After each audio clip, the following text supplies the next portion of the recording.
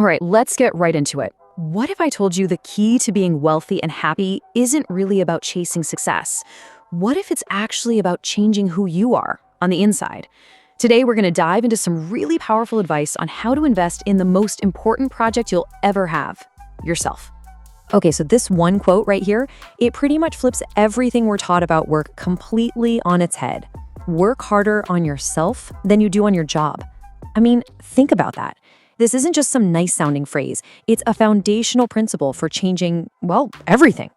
The core idea is that your outside world is basically just a mirror of your inside world. And that leads us to this powerful concept. Your income rarely goes beyond your personal development. I mean, you've heard the stories, right? Someone wins the lottery, gets this huge financial windfall, but a few years later, it's all gone. Why? Because they hadn't grown into the person who could handle that kind of wealth. It's like life has this thermostat, and it'll pull your circumstances right back to whatever you're set at internally. So the real goal isn't just getting more money, it's becoming the person who can attract, create, and manage it. So this brings up a really critical question. Are you pursuing success or are you attracting it?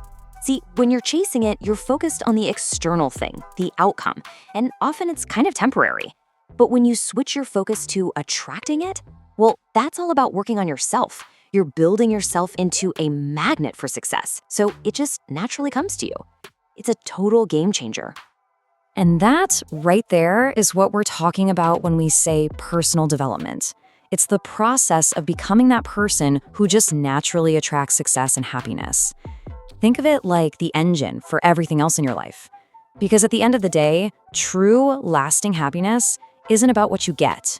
It's about who you become. That's the real prize. Okay, so if personal development is the engine, how do you actually fuel it up? Where do you start? Well, it all begins with getting the right ideas. So let's jump into our first practical step. Find out. Now, this is a massive shift in thinking for a lot of people. We're so conditioned to think the problem is I don't have enough money. But what if that's not the problem at all? What if the real problem is a lack of ideas? Because with the right idea, you can generate value, solve problems, and yeah, you can change pretty much anything you want in your life. So where do you find these game-changing ideas? Well, the advice here breaks it down into 3 really simple but super powerful methods. It's nothing complicated, but you do have to be intentional about it. Let's check them out. First up, read. I mean, it sounds so simple, right? But think about it. All the most successful people are readers. They've written down their entire roadmap, their wins, their failures, everything. The crazy part is, one single book could literally save you 5 years of banging your head against the wall. And you don't have to become a hermit who reads all night. Just start with 30 minutes a day. The key is to be a student, not just a follower. Okay, the second way to find out what you need to know is to listen. And this is so important. It means you've got to be really, really careful about who you're listening to. You want to get around the people who already have the results you want. And then just shut up and listen. Soak it all in. You'll learn from their successes and maybe even more importantly, from their failures. And this quote right here just nails the point perfectly. Poor people ought to take rich people out to dinner. I mean, this is brilliant. Think about it. Investing a little bit of money, the cost of a dinner, to sit down with a successful person for a couple of hours and just listen, that could give you an idea that completely changes your life. That's not an expense. That is an investment in yourself with an insane potential return. All right, and the third method is to observe. Why? Because success leaves clues. It's like a trail of breadcrumbs. People who achieve incredible things, they don't just stumble into it by accident. Nope. They do specific things over and over and over again. And if you just pay attention, if you really watch, you can start to see those patterns. And then you can use them yourself. Now, this is where observing gets really interesting. There's a big difference between just sight and having insight. Sight is what you see with your eyes, right? You just see things as they are. But insight, that's seeing with your mind. That's when you don't just see the problem, you see the answer hidden inside the problem. That's next level stuff. All right, so now you're reading, you're listening, you're observing, you're gathering all these amazing ideas. Awesome. But that's only half the journey. The next step is where the rubber really meets the road, because all the knowledge in the world is useless without action. So let's talk about step 2, go to work. And here's a really, really important warning. Do not let your learning just lead to more knowledge. Because if you do, you'll become a fool. It's a massive trap. You become what they call a professional student. You're always learning, always reading, but never doing. It feels like you're making progress, but in reality, you're just spinning your wheels.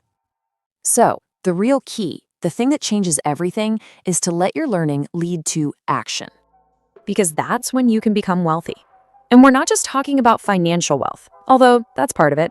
We're talking about a rich life, full of experience and growth.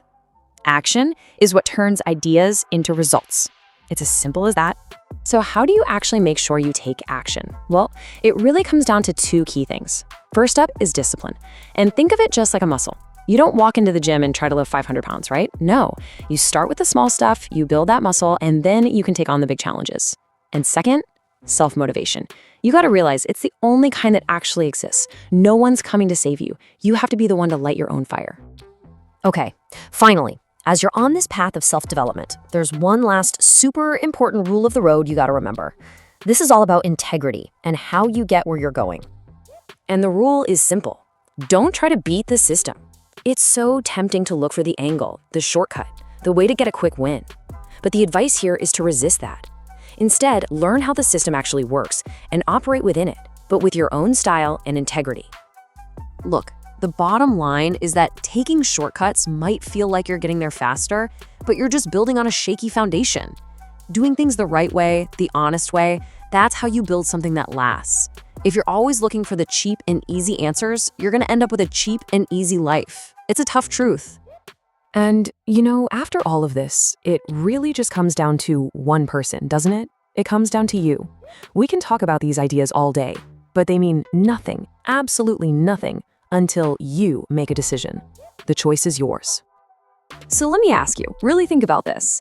What are you going to do starting tomorrow that's going to make a difference? It doesn't have to be massive. What's one small discipline you could start? What's one idea you've been sitting on that you could finally put into action? Because look at this, it's a pretty stark visual, isn't it? If you don't change anything starting today, the next 5 years of your life are probably going to look a whole lot like the last 5. And that can be a really sobering thought. But here's the amazing part. Today, right now, this can be the pivot point. This can be the exact moment you decide to change that whole trajectory. And that's really what it all boils down to. Any day you want, you can change your entire life.